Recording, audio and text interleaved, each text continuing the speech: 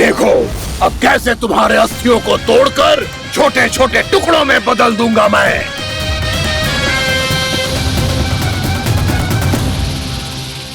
जी आप जाओगी तो आप भी फंस जाओगी। अपने लल्ला के लिए मैं किसी भी संकट का सामना करने के लिए तैयार हूँ। छोड़ो ना यशोदा, हमें कोई और उपाय खोजना पड़ेगा। कोई और उपाय? आप देख ना रही मेरा काना किस दशा में है। काना मैया के वश में नहीं है, नहीं तो ये अपने लल्ला के लिए साक्षात काल का भी सामना कर ले।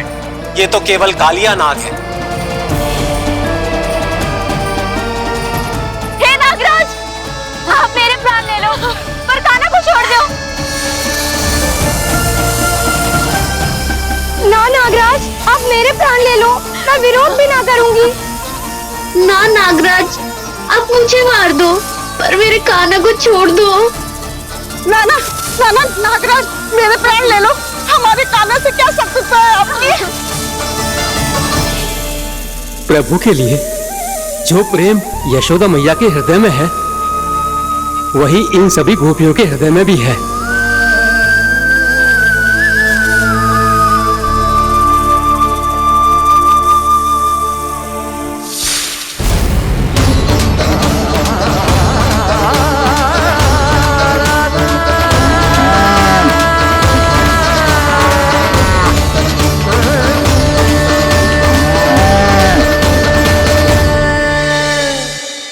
यशोदा, यशोदा,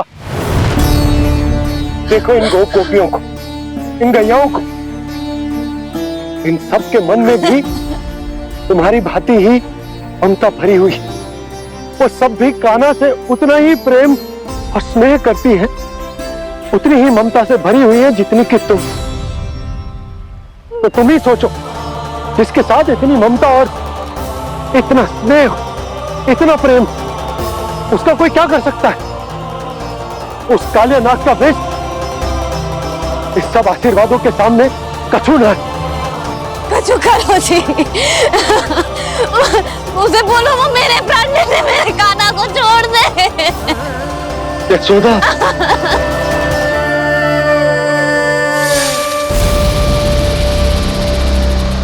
केवल इन्हीं में नहीं देवराज, नाग पत्नियों के हृदय में भी ममता का वही प्रेम उमड़ रहा है। देखिए। मैं आपके हाथ जोड़ती हूँ स्वामी, इस बालक को छोड़ दीजिए। ये अवश्य ही कोई दिव्य आत्मा है स्वामी। हम आपसे विनती करते हैं स्वामी, इस नन्हे बालक को हानि मत पहुंचाइए स्वामी। मेरी पत्नियां मेरे ही शत्रु के लिए विनती कर रही हैं। अब यदि इसके पक्ष में एक शब्द भी कहा तुम सबने, तो मैं इस बालक से पहले तुम सबके प्राण ले लूंगा। हो रहा प्रसन्न नाग कालिया, विजय को निश्चित जान। रोते बिलखते व्याकुल सब, संकट में देख कान्हा के प्राण।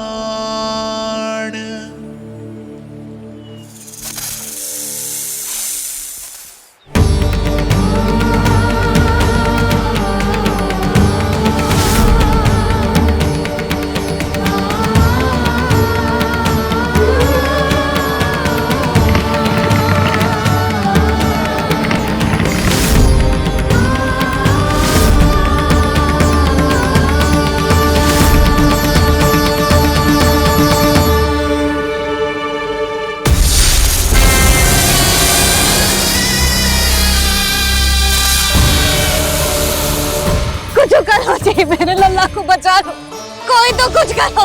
जीजी, संभालो यशोदा। यशोदा, यशोदा तुम शांत हो जाओ, मैं कान्हा को वापस लेकर आऊंगा। मैं रक्षा करूंगा उसकी। ना नंदराज, नंदराज नहीं, कम से कम आप तो समझो नंदराज, कालिया के पास आप जाओगे तो आप भी फंस जाओगे।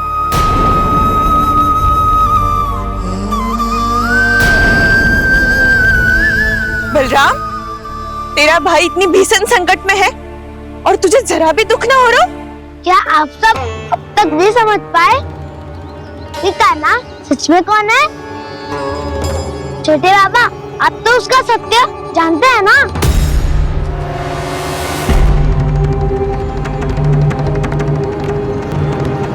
मानता हूँ कि आप सब कान्हा के रहस्य के बारे में नहीं जानते, पर क्या उसके जन्म से आज तक घटी एक से बढ़कर एक विचित्र घटनाओं को भी भूल गए हैं आप सब? भूल गए हैं कि कैसी पूतना जैसी राक्षसी उसका कुछ बिगाड़ नहीं पाई, कैसे तरनावती जैसा भयानक राक्षस उसे एक खरोच भी नहीं दे पाया था।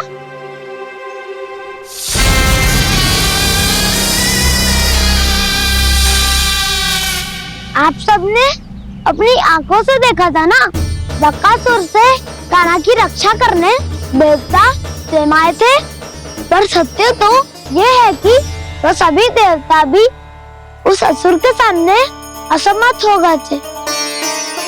तब कान्हा ने बहुत ही आसानी से उस भयंकर असुर का वध किया था, एक ही बार में धराशायी कर दिया था उसे। तो आप सभी सोचिए, बार बार ऐसे असाधारण कार्य करने वाला बालक साधारण कैसे हो सकता है? अब तो आरंभ से ही सारा सत्य जानते हैं छोटे बाबा। रहस्य छुपाने में सदैव कान्हा की सहायता करते आए आप, और आज आप स्वयं ही उसके सत्य को भूल रहे हैं। और तुम सब भी तो जानते हो कान्हा की शक्तियों के बारे में, तो क्या तनिक भी विश्वास ना है अपने सखा पे? बलराम, जे तू क्या कह रहा है? मैंने जो कहा उसका एक एक शब्द सत्य है छोटी माँ। यदि प्रभु की इच्छा हुई तभी कुछ ही क्षणों में सब कुछ अपनी आंखों से स्वयं अनुभव कर लेंगे आप।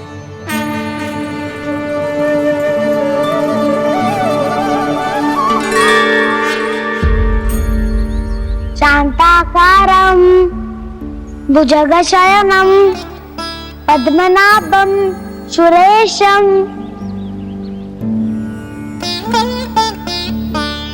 विश्वाधारं गगनसदृशं मेघवर्णं शुभांगं लक्ष्मीकान्तं कमलनयनं योगी वीरध्यानगम्यं वन्दे विष्णुं भवभयहरं सर्वलोकैकनाथम्।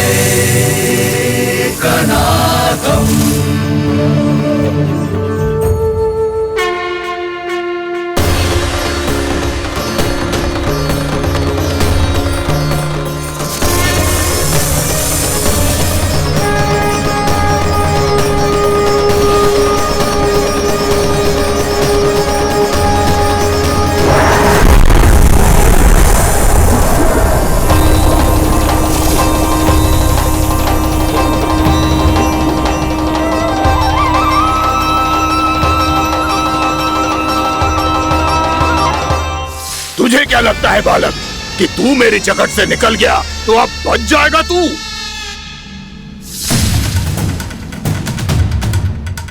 मेरे विष से अपनी प्राण रक्षा करने में सफल रहा, मेरी जकड़ से भी छूट गया, पर मेरे दंश से नहीं बच पाएगा।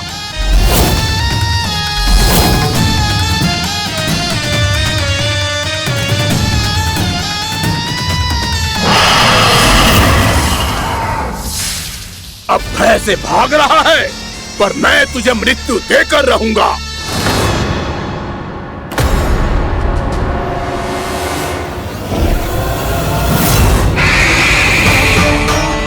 कान्हा!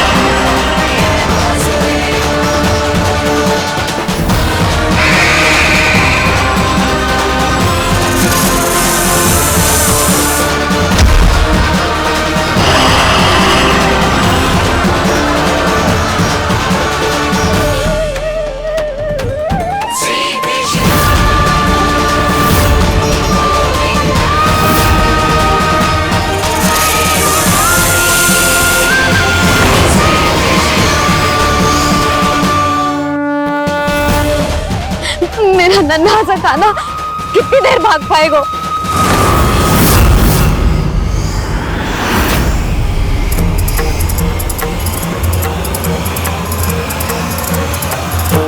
और कितनी प्रतीक्षा करोगे मेरी भक्त कालिया?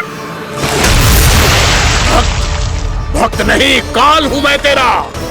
जब अहंकार का मुकुट बुद्धि को ढक लेता है तो भक्त अपने भगवान को भी नहीं पहचान पाता। व्यर्थ की पहेली में मत उलझा बालक। ना मैं भक्त हूँ और ना तू भगवान।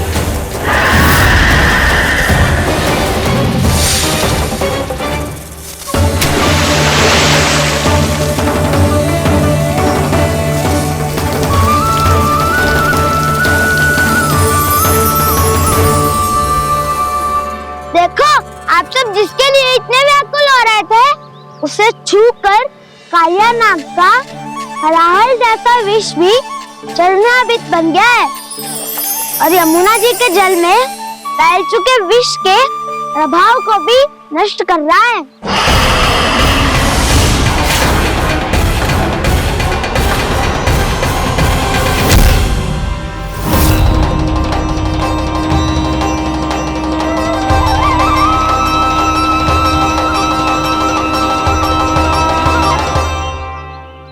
धर्म रक्षक अधर्म विनाशक प्रभु श्री कृष्ण का कौशल सचमुच अद्वितीय है।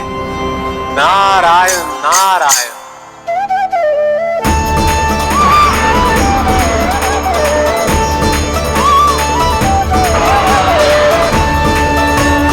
मेरा भाग तुम्हारे भीतर के अहंकार का प्रतीक है कालिया।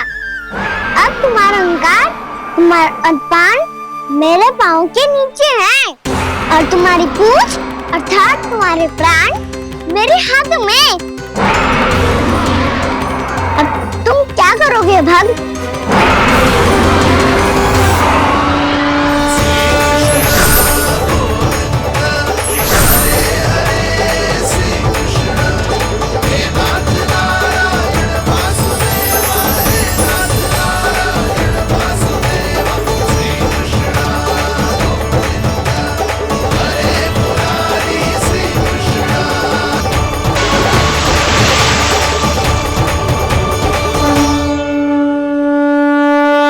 प्रभु, भले ये आपको पहचानने में असमर्थ हो, पर हम सब ने आपको पहचान लिया है। हाँ प्रभु, एक भक्त होने के नाते और एक अर्धांगिनी और माँ होने के नाते मैं आपसे इनके प्राणों की भिक्षा मांगती हूँ। अपनी कृपा दिखाइए और इन्हें क्षमा कर दीजिए। आपके लिए मित्र और शत्रु में कोई अंतर नहीं प्रभु, उसी तरह आपकी कृपा और दंड में भी कोई अंतर नहीं। दोनों दया ही तो हैं, अकारण ही किसी को प्राप्त नहीं होती। हमें विश्वास है कि हमारे पति को मिला ये दंड कोई अभिशाप नहीं है, आपका वरदान है। ये सत्य है प्रभु कि इनसे बहुत से पाप हुए हैं। इनके विष से बहुत सारे जीव जंतु को हानि पहुंची है, पर अब आपके चरण इनके शीश पर पड़ गए हैं। ऐसी कृपा तो बड़े बड़े महान महात्माओं को भी दुर्लभ है, और इन्हें प्राप्त हुआ तो अवश्य ही ये किसी महान पुण्य का ही फल है। हे प्रभु, उन्हीं पुण्य कर्मों की शक्ति का आह्वान कर मैं आपसे विनती करती हूँ, इन्हें प्राण दान दीजिए। मैं अपने इस भक्त को क्षमा अवश्य करूंगा देवियों, यदि ये अपने अहंकार को त्याग कर मुझे पहचान ले तो।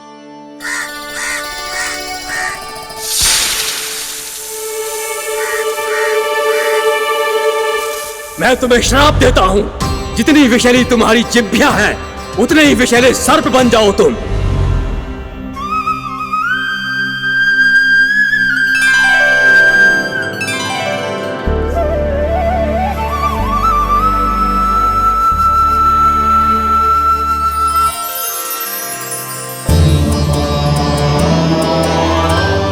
नारायण, मुझे क्षमा कीजिए नारायण।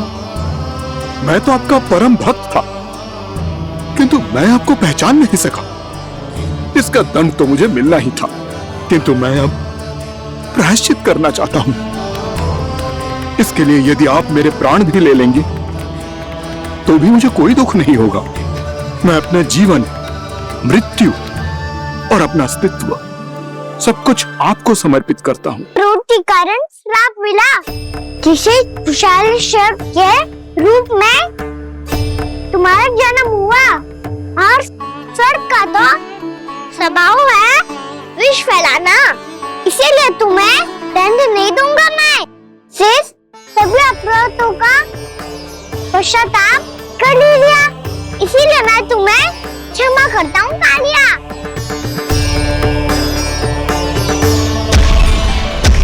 पर तुम्हें यहाँ से दूर समुद्र के बीच जाकर रहना होगा, जहाँ किसी निर्दोष का जीवन तुम्हारे विष से प्रभावित ना हो। मैं चाहकर भी आपकी इस आज्ञा का पालन नहीं कर सकता। मैं असमर्थ हूँ प्रभु, क्योंकि यदि मैं इस क्षेत्र को छोड़कर गया तो मेरी मृत्यु निश्चित है। आपसे क्या छुपा है प्रभु, आप तो जानते हैं कि सर्प जाति और आपके वाहन गरुड़ के बीच अनंत शत्रुता चल रही है, जिसका प्रारंभ नागों के द्वीप नागालय से हुआ था।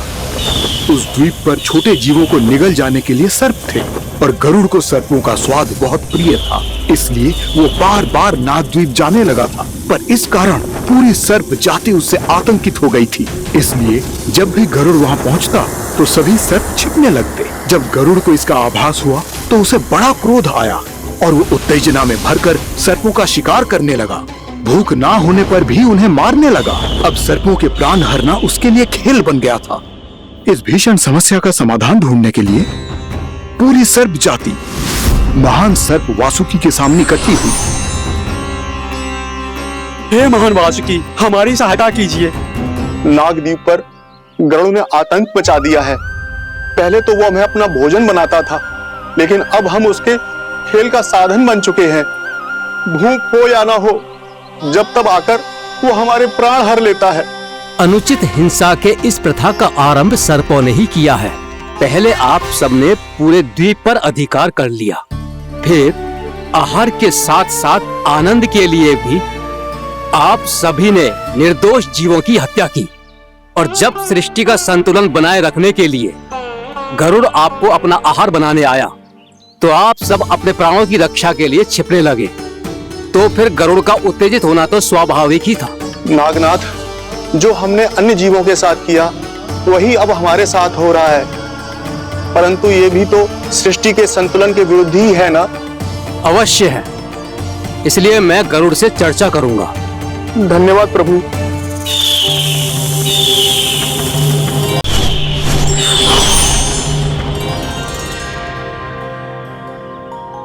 श्री नारायण के वाहन पक्षीराज गरुड़, मैं संपूर्ण सर्प जाति की ओर से आपसे एक निवेदन करने आया हूँ।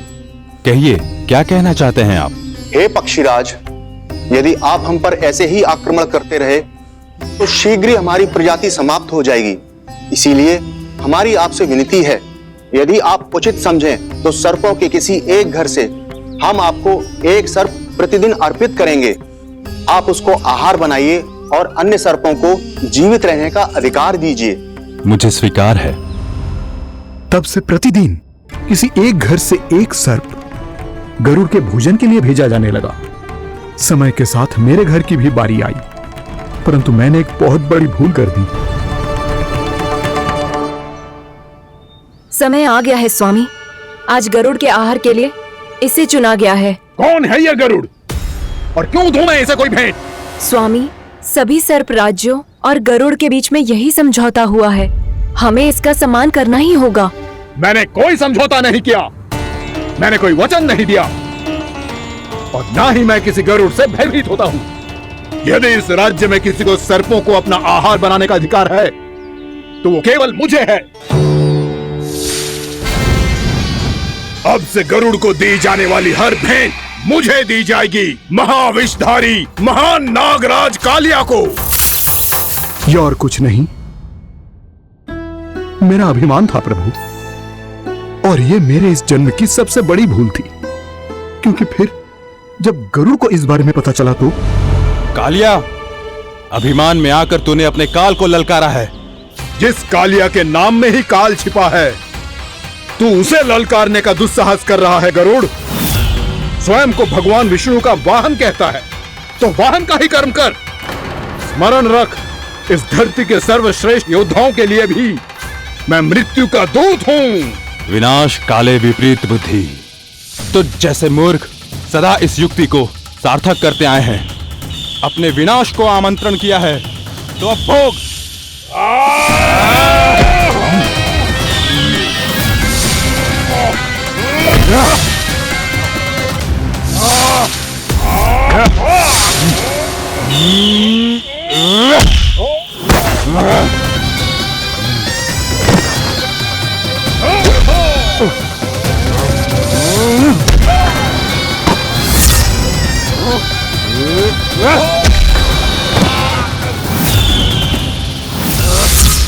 जिसने मेरा भोजन चुराने की धृष्टता की है वो इसी योग्य है।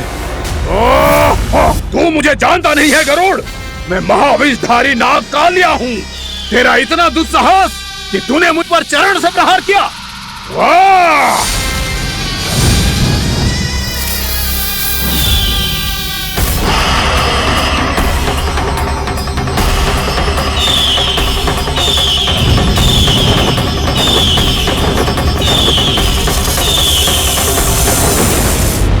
मैं अपने अभिमान में भूल गया था कि गरुड़ मुझसे कहीं अधिक शक्तिशाली है। इसलिए अपने प्राणों की रक्षा करने के लिए मैं एक स्थान से दूसरे स्थान भागने लगा। नदियां, पर्वत, यहां तक कि मैंने सागर भी लांघ डाला, पर मैं जहां भी जाता गरुड़ के रूप में मेरा काल वहीं आ जाता। इसीलिए मृत्यु की आशंका से भयभीत होकर मैं अपने बड़े भाई मां कद्रू के प्रथम पुत्र अनंत शेषनाग से राय लेने चला गया। भैया, मैं यहां आपसे आपकी सहायता लेने आया हूं। मेरी एक छोटी सी भूल के कारण यह गरुड़ मेरा पीछा कर रहा है। मुझे हर समय हर स्थान पे ढूंढते रहता है। यदि उसने मुझे ढूंढ लिया तो वो निश्चित ही मेरे प्राण ले लेगा। मुझे कोई ऐसा स्थान बताइए जहां मैं अपनी पत्नी और अपनी संतानों के साथ शांति से रह सकूं। तुम यमुना नदी के किनारे वृंदावन क्षेत्र में जाके वास करो कालिया। गरुड़ वहां प्रवेश नहीं कर सकता क्योंकि उसे ऋषि सौबरी का श्राप मिला हुआ है।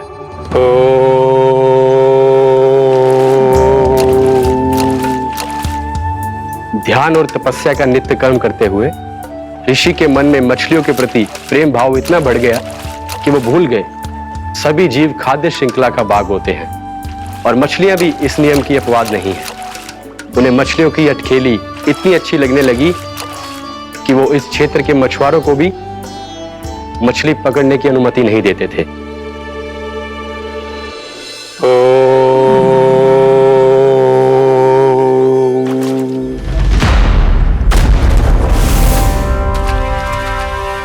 उस दिन वो उस उस पक्षी को नहीं रोक पाए, पर तब से सावधान रहने लगे। यहां तक कि अपने साधना से भी अधिक ध्यान वो पक्षियों पर केंद्रित करने लगे।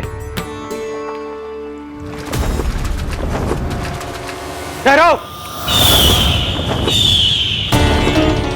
इसी क्षण अपनी चोंच में पकड़ी इस मछली को छोड़ दो। तुम्हें इन मछलियों का आहार नहीं करना चाहिए पक्षीराज। ये तो खाद्य श्रृंखला का नियम है ऋषिवर। यदि मैं इनका आहार नहीं करूंगा तो कोई और पक्षी कर लेगा। मैं अपने आनंद या प्रतिशोध के लिए इनके प्राण नहीं ले रहा। ये तो बस मेरा भोजन है। पर यह मेरा तपस्या स्थल है। तुम यहाँ शिकार करके मेरी साधना में विघ्न नहीं डाल सकते पक्षीराज। यदि आपकी यही इच्छा है तो मैं आज के बाद यहाँ नहीं आऊंगा।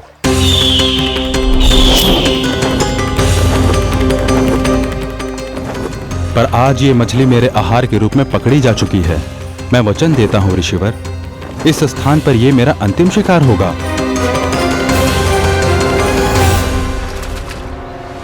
आज के बाद यदि तुमने वृंदावन की निकट उड़ान भी भरी तो तुम सैकड़ों टुकड़ों में फटकर मारे जाओगे पक्षीराज। ये मेरा श्राप है।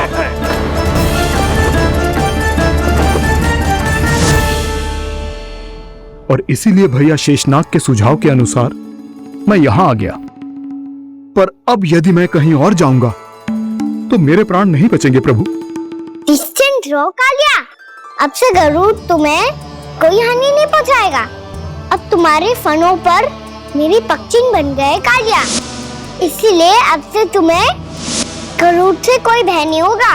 निश्चिंत होकर अपने परिवार के साथ गहरे समुद्र में चले जाओ और सुख से शांति से निवास करो।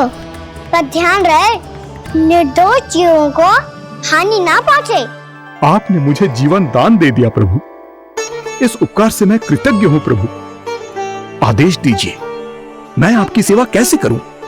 तुम्हारे जल क्षेत्र से 1 कोटि कमल पुष्पों को लेने की अनुमति दे दो कालिया।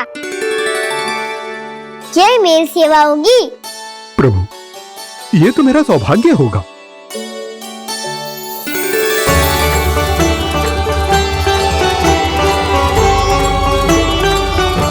एक कोटि के स्थान पर हम 3 कोटि कमल पुष्प ले आए प्रभु।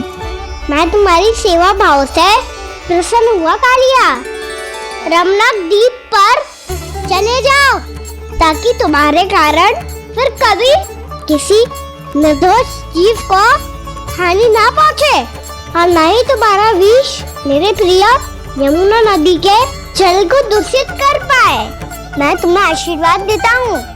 आज यहाँ मेरे द्वारा तुम्हें दिए गए इस आदेश का स्मरण जो भी भक्त करेगा और प्रातः काल और संध्या काल में इसका उच्चारण करेगा, उसे फिर कभी किसी संकट से कोई भय नहीं होगा। ये स्थान अब से काला कुंड के नाम से जाना जाएगा।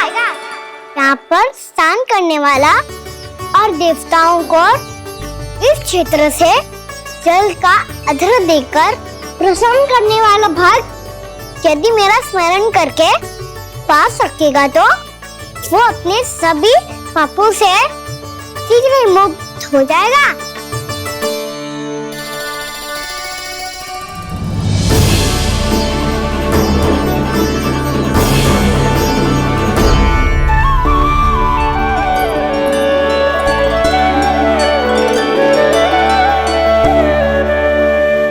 कौन है जी भगवान जिसने अभी अभी कालिया जैसे विशाल विस्तर का सामना किया, या एक साधारण बालक जो शीत की अधिकता से ठिठुर रहा है? क्या करूं? मैं लल्ला को ममता के आंचल में छुपा लूं या भक्त बनकर प्रभु की लीला देखती रहूं? क्या करूं मैं? कितना ठंडा था जल, बहुत सर्दी लग रही है। सर्दी से तड़पते हुए कैसे देखूं इसे? अभी जाके अपने पल्लू से सुखाती हूँ। हृदय से लगा के स्नेह की आंच दूंगी तो सर्दी पल भर में छूमंतर हो जाएगी।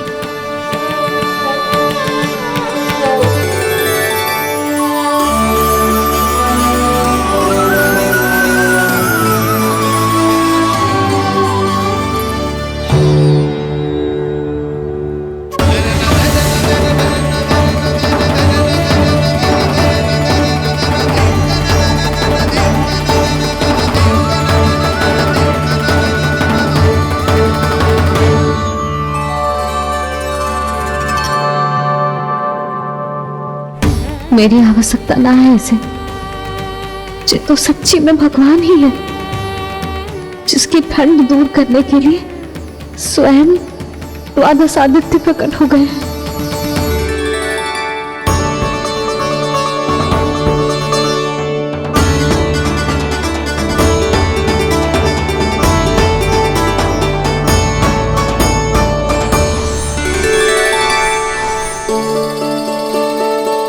ये क्या किया आपने? मैया मुझे अपने हृदय से लगाने वाली थी कि आप सब प्रकट हो गए। क्षमा कीजिए प्रभु, पर आपको भीगा हुआ देखकर, ठंड से ठिठुरता हुआ देखकर हमसे रहा नहीं गया। हम अपने वश में नहीं थे प्रभु। भक्ति से भावुक होकर हम प्रकट होने पर विवश हो गए थे। हमारी किरणें जैसे स्वयं ही फूट पड़ी और दौड़ पड़ी आपको सुखाने के लिए। मैं आपका प्रेम, आपकी भक्ति समझता हूं आदित्यगण, और इसीलिए इस समय मैं जहां खड़ा हूं, इस स्थान को द्वादश आदित्य टीला के नाम से जाना जाएगा।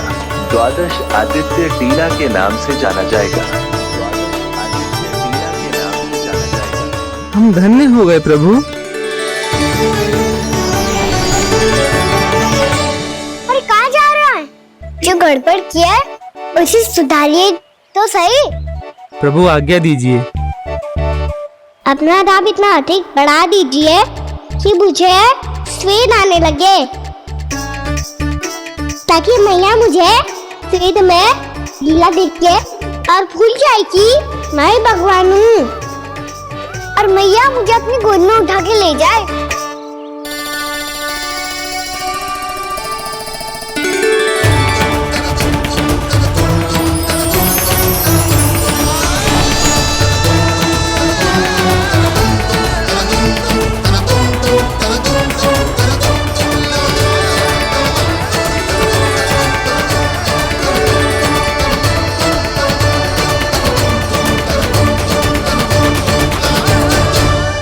गर्मी क्यों लग रही है यहाँ? स्वेद की एक बूंद भी आती थी तो मैं अपना आंचल लेकर पहुंच जाती थी इसके पास। जानती ही नहीं थी कि चेतु स्वयं वायुदेव को आदेश दे सकते हैं कि वो बहने लगे और उसका सारा स्वेद सुखा दे। वायुदेव की आवश्यकता नहीं है मैया, मुझे आप ही चाहिए। लगता है जिस बात का भय था वही सत्य होने लगी है। भैया मेरे भगवान रूप को भूल नहीं पाएगी, और अब मेरे लिए इनके सत्य छुपा कर रख पाना कठिन हो जाएगा। कृष्णा कृष्णा हरे कृष्णा कृष्णा कृष्णा मुरली मनोहर कृष्णा गोपाला गोविंदा हे दामोदरा।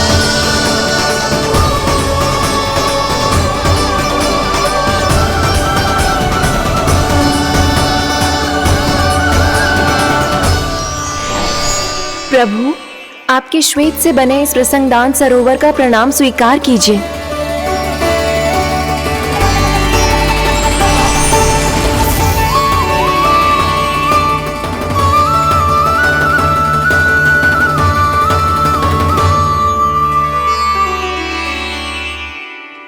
ओहो, इस चमत्कार को देखकर भैया को और भी अधिक विश्वास हो जाएगा कि मैं भगवान ही हूँ।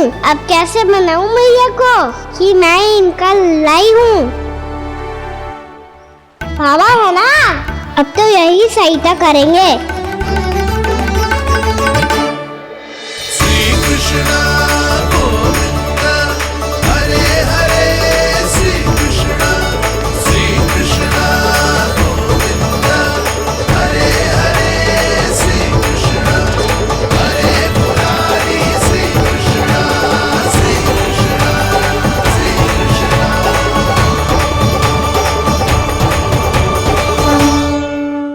बाबा एक कोटी ना, मैंने तो 3 कोटी कमल पुष्पों का प्रबंध कर दिया है और चिंता करने की आवश्यकता ना है। 1 कोटी कमल के स्थान पर 3 कोटी कमल पुष्प मिल गए हैं। हाँ कान्हा, मैं उचित संदेश के साथ जिस सारे पुष्प उस कंस के पास भिजवा दो। महाप्रक्रमी कान्हा की जय। वृंदावन रक्षक कान्हा की जय। महाप्रक्रमी कान्हा की जय। भानु जी नंदराज। बाकी गांव वालों को लेकर ये सारे पुष्प इकट्ठा करो और कंस के दरबार में पहुंचाओ। जी।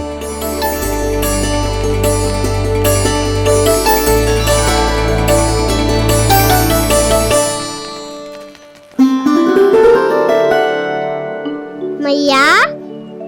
कौन हो तुम? मुझे पता था मैया, जब आपको सत्य पता चलेगा तो आप मुझे मैया की तरह स्नेह ना कर पाओगी, इसीलिए आज तक सत्य छुपाता आया हूँ,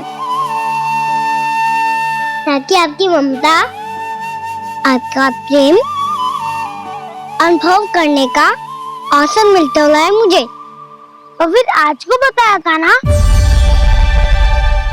जो रहस्य तुमने बरसों तक छिपाया था, उसका भेद खुलने में तुम्हारा ही योगदान है। मुझे कालिया के शीश पर अपने पद चिन्ह रखकर उसे मुक्त कराना था दाऊ, वचन दिया था मैंने उसे। इसके अतिरिक्त निर्दोष पशु पक्षियों के जीवन को कालिया के विष से ही बचाना था मुझे। इसमें कंस को तो सम्मिलित करना ही था,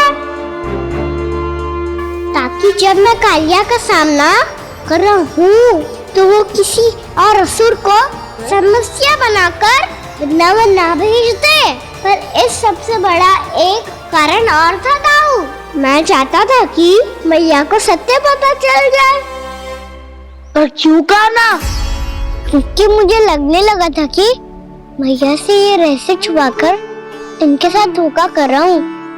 अपराध बोध से दबा जा रहा था मैं।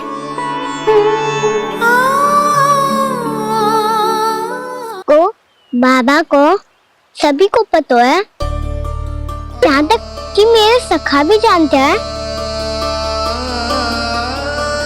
वो सत्ता मैंने मैया से छिपाया, केवल इसी लोभ में कि मुझे इनकी ममता प्राप्त होती रहे। पर ऐसा करके मैं अपने से निस्वार्थ प्रेम करने वाली मैया को धोखा दे रहा था। आप ही बताओ दाऊ, जो इस संसार में मुझसे सबसे अधिक भरोसा करता है, उसी के साथ छल कैसे कर सकता हूँ मैं? हाँ, मैं नारायण का अवतार हूँ, पर अपनी मैया का छोटा सा लल्ला भी तो हूँ।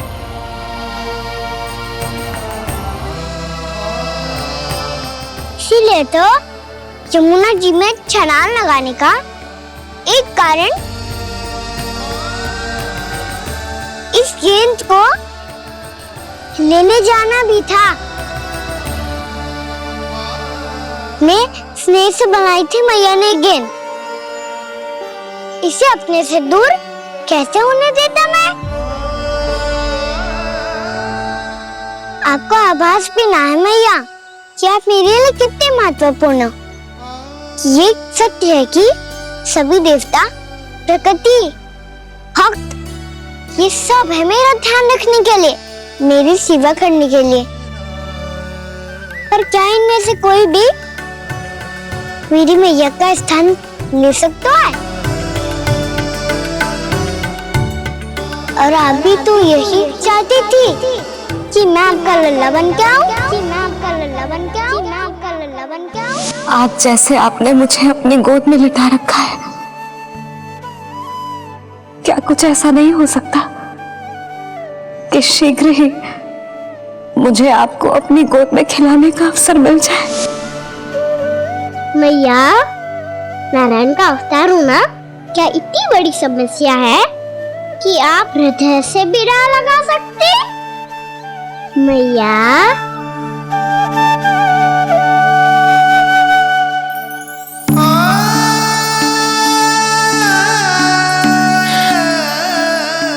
मेरा कान्हा, मेरा लल्ला।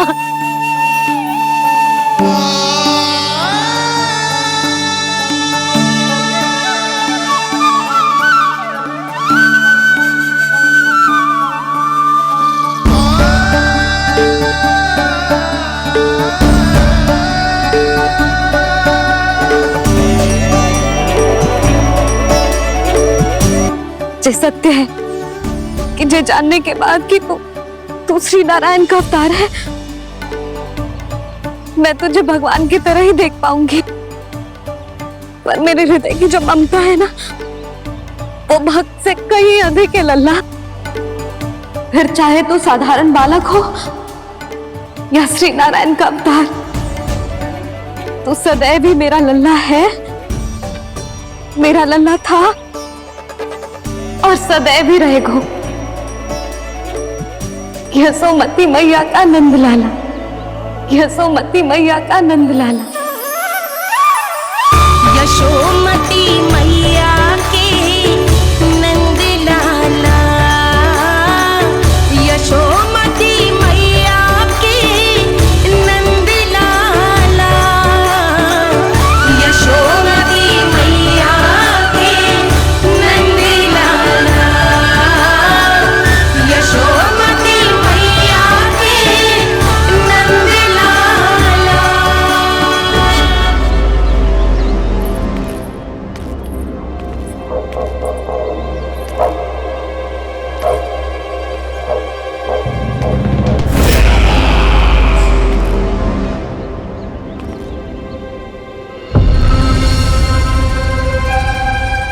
क्या है ये साला? वृंदावन से पत्र आया है महाराज। विनती की गई है कि इसे आपके सामने पढ़ा जाए।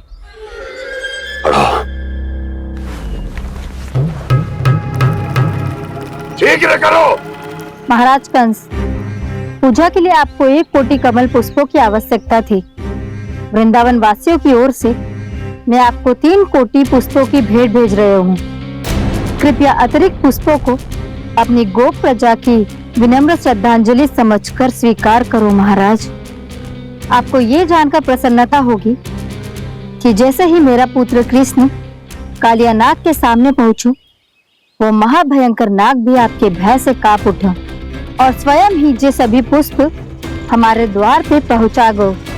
यदि आपको अब भी आवश्यकता हो तो और भी पुष्पों का प्रबंध किया जा सकता है। आपका विनीत गोपराज नंद। हमारा संघर्ष अभी समाप्त नहीं हुआ है विष्णु अवतार। यशोमती मैया का नंद लाला। पत्र में लिखा है महाराज, उसे इसी नाम से बुलाया जाना प्रिय है।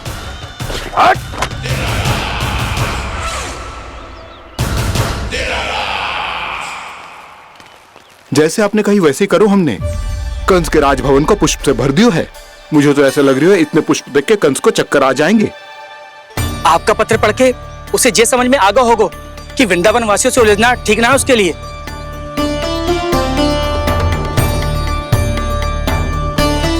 वैसे ही हमारे श्री कृष्ण हमारी रक्षा करने के लिए है ना।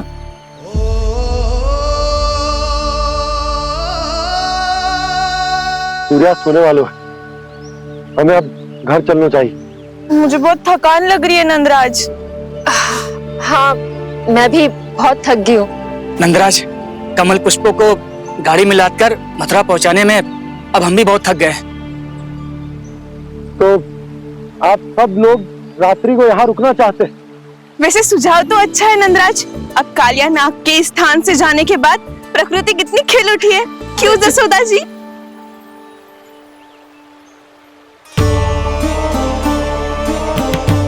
सब सामान्य है, जो जान के भी कि कान्हा भगवान नारायण का अवतार है, किसी को कोई अंतर ही ना पड़ रहा है। तो फिर मेरा मन क्यों अटको है अभी तक?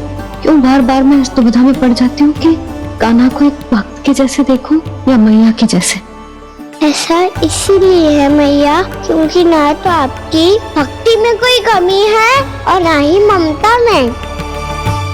तो फिर ठीक है, आज हम यहीं रात बिताएंगे। सब लोग विश्राम करिए। जय हुलाबाद। रात वन में भयभीत क्यों हो रहे हो बसंता? श्री नारायण का अवतार कान्हा है ना हमारे साथ।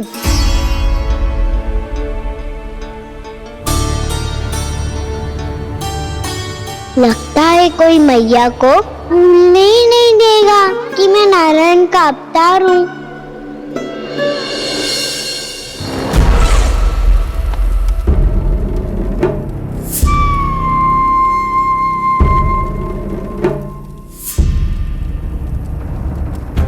पूर्ण विश्वास है ना गुप्तचर? ये सब कुछ उसी बालक ने किया है। उसी ने कालिया को पराजित करके यहां से दूर भेज दिया है। मैंने अपनी आंखों से देखा है महाराज। और वृंदावन के सभी वासी इस समय वन में विश्राम कर रहे हैं, ये सूचना पक्की है। वो सब पूरी रात वन में ही बिताएंगे महाराज।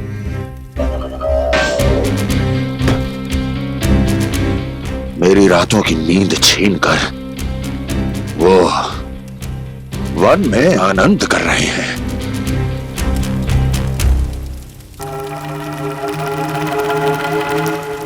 किंतु मैं उनके इसी आनंद को मृत्यु के करुण रूतन में बदल दूंगा। उनके चारों ओर प्रकाश होगा, सूर्य की चमक जैसा, आंखें चौंधिया देने वाला प्रकाश। किंतु फिर भी ये रात उनके लिए सबसे अधिक काली होगी, क्योंकि मैं इस पूर्णिमा की रात को अमावस्या की रात बना दूंगा, कभी न समाप्त होने वाली अमावस्या।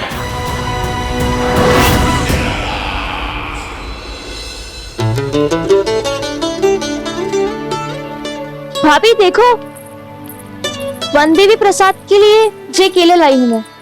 हाँ दिखा तो, इसमें से पक्के केले कान्हा के लिए चुन लेती हूँ।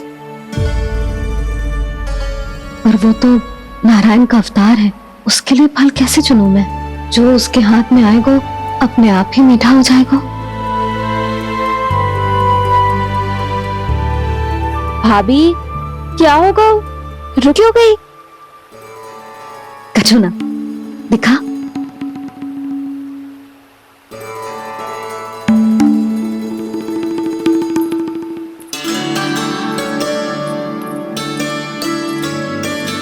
कान्हा, तुझे भूख लगी आई होगी ना? भैया खिलाओ ना। अच्छा।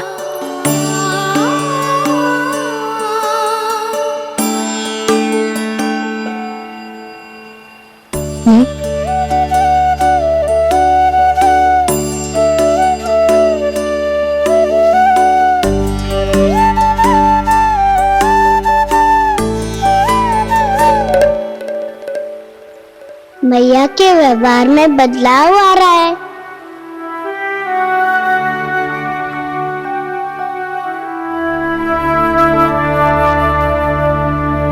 कान्हा, बंसी काका हम सबको वन में आग जलाना सिखा रहे हैं, ताकि भयानक पशु को दूर करा जा सके। भैया मैं जाऊं? भैया अग्नि जलाने जाऊं? हाँ जा। भैया तो चुपचाप जाने दे रही है, पहले जैसे चिंता भी नहीं कर रही है अब।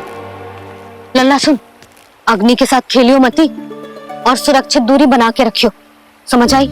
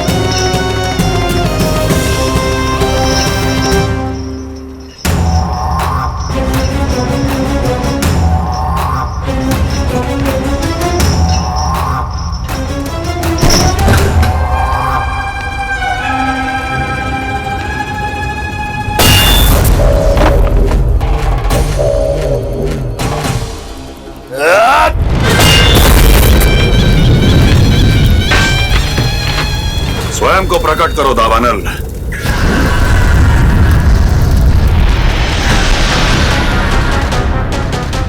प्रणाम महाराज। महाराज कंस, इस कारागार से मुक्त करवाने के लिए आपका बहुत बहुत धन्यवाद। बताइए, इस उपकार का ऋण कैसे चुकाऊं?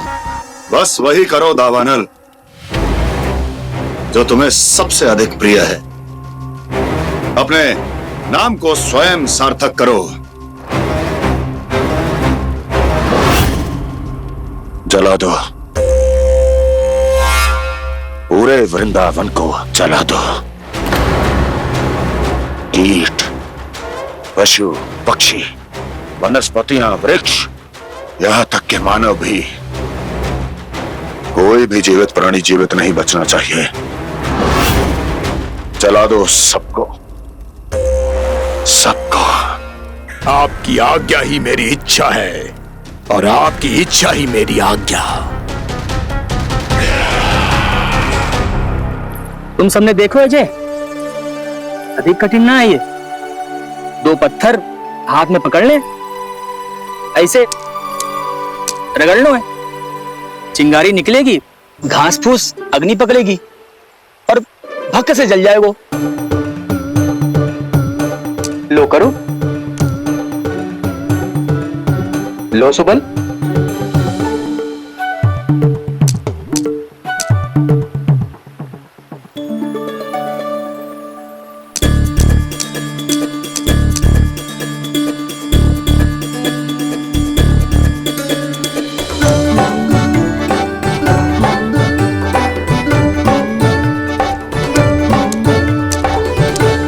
ले कान्हा, तू भी प्रयास करके देख ले। पर जितना सरल जय कह रहे थे उतना सरल ना है अग्नि जलाना।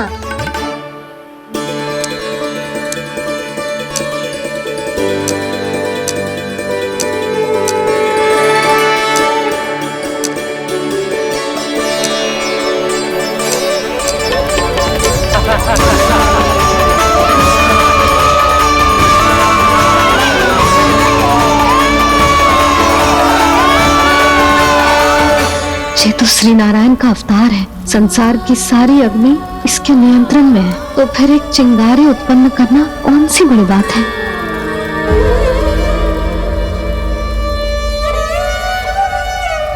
ऐसे तो मैया मुझे धीरे धीरे अपना लल्ला मारना ही भूल जाएगी। ये उचित नहीं है, अब मुझे ही कुछ करना होगा।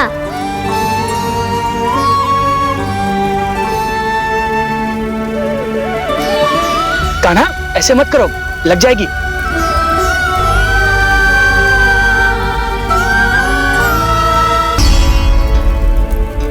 कान्हा, संभाल के, ध्यान कहाँ है तेरा? कालिया नाग का हलाहल जैसा विष जिसका कछु न बिगाड़ पाई, जिस साधारण सी अग्नि उसे हानि कैसे पहुंचा पाएगी। मेरी ममता बार बार चिंता करने पे विवश कर देती है मुझे। भूल जाती हूँ मैं कि ये तो श्री नारायण का अवतार है। यही तो मैं चाहता हूँ मैया।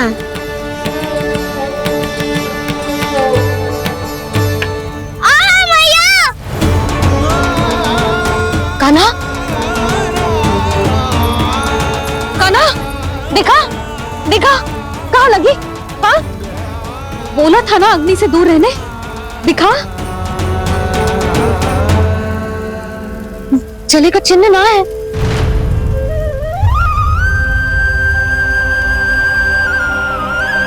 मेरे साथ खेल खेल रहा है। इसे पता है कि इसकी पुकार सुनते ही मैया ऐसे ही दौड़ी चली आएगी। नीचे नटखटपना बंद कर कान्हा।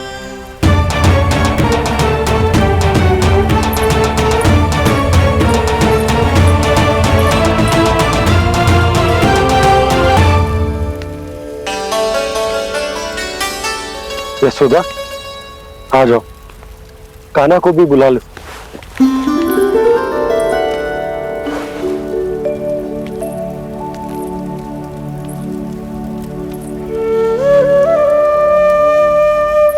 आपको तो पहले से पता था ना कान्हा के बारे में? हाँ, वो यशोदा, कान्हा ने मुझसे वचन लिया। ना ना, मैं आपको ताना ना दे रही। मैं तो बस ये सोच रही थी कि आप अपने आप को कैसे समझा पाते हो, ये जानते हुए भी कि वो श्री नारायण का अवतार है? आप उसके साथ सामान्य व्यवहार कैसे कर पाते हो? क्योंकि मैं भी अपने लल्ला के साथ सामान्य व्यवहार ही करना चाहती हूँ, उसे वैसे ही देखना चाहती हूँ, उसके साथ लाड करना चाहती हूँ, उसे डांटना चाहती हूँ, फटकारना चाहती हूँ, पर मुझे बार बार उसमें मेरे प्रभु दिखने लगते हैं। मेरे साथ भी ऐसा ही होता है यशोदा, पर जब मैं ये स्वीकार कर लेता हूँ कि जो हमारा लल्ला है, तो मैं भूल जाता हूँ कि जय श्री नारायण का अवतार भी। उसके बाद सांसारिक माया मुझे अपने अंदर जकड़ लेती है। यशोदा, तुम्हारे साथ भी कछु ऐसा ही होगा। संसार की मोह माया तुम्हें खुद में जकड़ लेगी और तुम जब भूल जाओगी कि भगवान का अवतार। हाँ, सच्ची कहूं तो भैया की ममता के आगे कोई भी माया ना टिक सकती। सबसे बड़ी होती है एक मैया की ममता। पर भक्ति का भाव भी कम प्रबल ना हो तो है जी। मेरे हृदय में ममता और भक्ति के बीच युद्ध चल रहा है। मुझे ना पता कौन सा भाव जीतेगा और कौन सा हारेगा। इसका अर्थ है कि मुझे कुछ भी ऐसा करने से स्वयं को रोकना होगा जिससे मैया के मन में भक्ति का भाव प्रबल होकर हिंसा से जीत जाए। तो फिर ध्यान रखना कान्हा, अब सबके सामने कोई लीला मत कर देना तुम।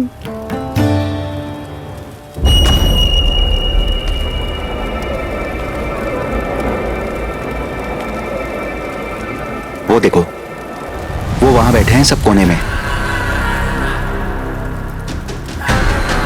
किसी भी कोने में क्यों ना छिपा हो, आज तो जलेगा पूरा वृंदावन ही।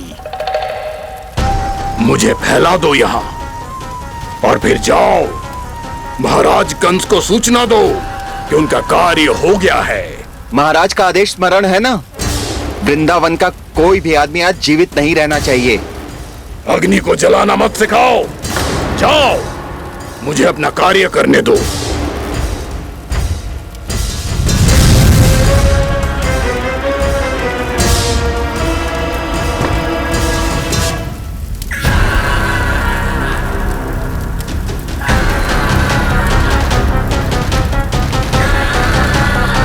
नारायण नारायण हरे हरे, श्रीमन्नारायण नारायण हरे हरे, श्रीमन्नारायण नारायण हरे हरे। क्या हुआ कान्हा? मैंने आपको कहा था ना कि मैं कोई लीला ना करूं, पर देखो कंस मामा ने असुर वृंदावन को भेज दिया है।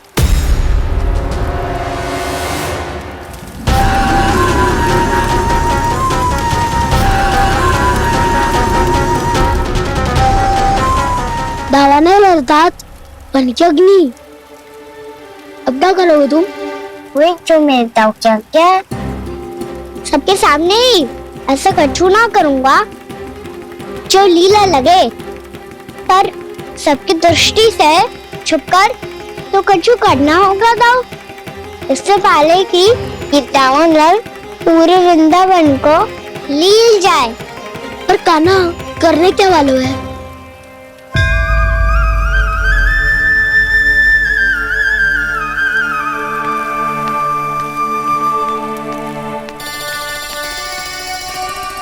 मैया बात को सुला दो ना। आजा।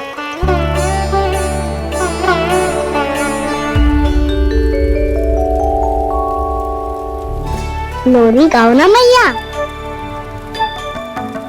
सब जन आंखें बंद कर लो, मैया लोरी सुना रही है।